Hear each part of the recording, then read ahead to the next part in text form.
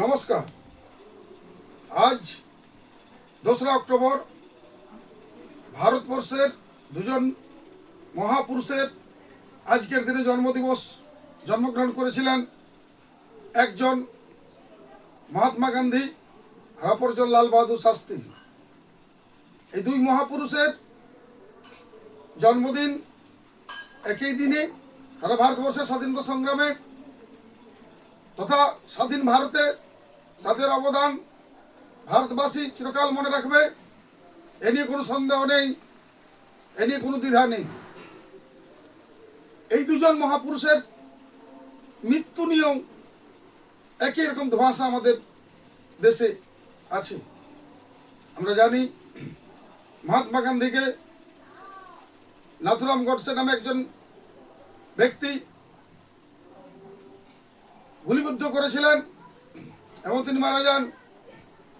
এ বিষয়ে তৎকালীন কংগ্রেস সরকার আরএসএসকে নিষিদ্ধ করে, কিন্তু পরবর্তী ক্ষেত্রে দেখা যায় সেই কংগ্রেসের এই তদন্ত কমিশন আরএসএসকে ক্লিন চিট দেয়।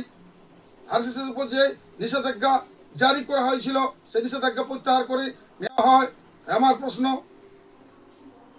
যে মহাত্মা গান্ধীর মৃত্যু রহস্যটা তাহলে কোথায়? আরএসএস যদি আরএসএসকে দায়ী করা হলো, আরএসএস নয় এটা প্রমাণ যখন হলো, কিন্তু তার মৃত্যু রহস্যের কি অজ্ঞাত কারণ সেটা আজও রহস্য উন্মোচিত হয়নি কেন? এই প্রশ্ন আমরা তুলতে পারি। তৎকালীন কংগ্রেস সরকারের যে এর ভিতর অভ্যন্তরীণ প্রশ্ন যে আছে বা ছিল, এটা আমাদের সন্দেহ হয়। আরেকজন মহাপুরুষ লাল বাহাদুর শাস্ত্রী, যিনি ভারতবর্ষের দ্বিতীয় প্রধানমন্ত্রী ছিলেন, তিনিও তার মৃত্যুর রহস্য আজও উন্মোচিত হয়নি বা তৎকালীন কংগ্রেস সরকার উন্মোচন করেনি। তিনি বিদেশে গিয়েছিলেন একটা চুক্তি করতে।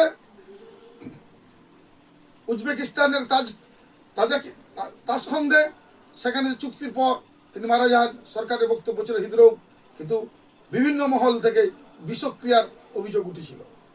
আমার প্রশ্ন, এই দুই মহাপুরুষের জন্মদিবসে তাদের এই মৃত্যুর রহস্য তৎকালীন কংগ্রেস সরকার সঠিকভাবে উন্মোচন করেনি।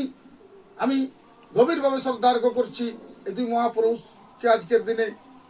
তাই সাধারণ মানুষের কাছে আমার আবেদন, যেই লাল বাহাদুর শাস্ত্রী এবং মহাত্মা গান্ধীর এই মৃত্যু ব্যাপার নিয়ে আমরা আরও বেশি যাতে আলোচনা করি, আমরা আরও বেশি বিষয়টাদের গভীরতা যাতে যাই, সে ব্যাপারে আসুন।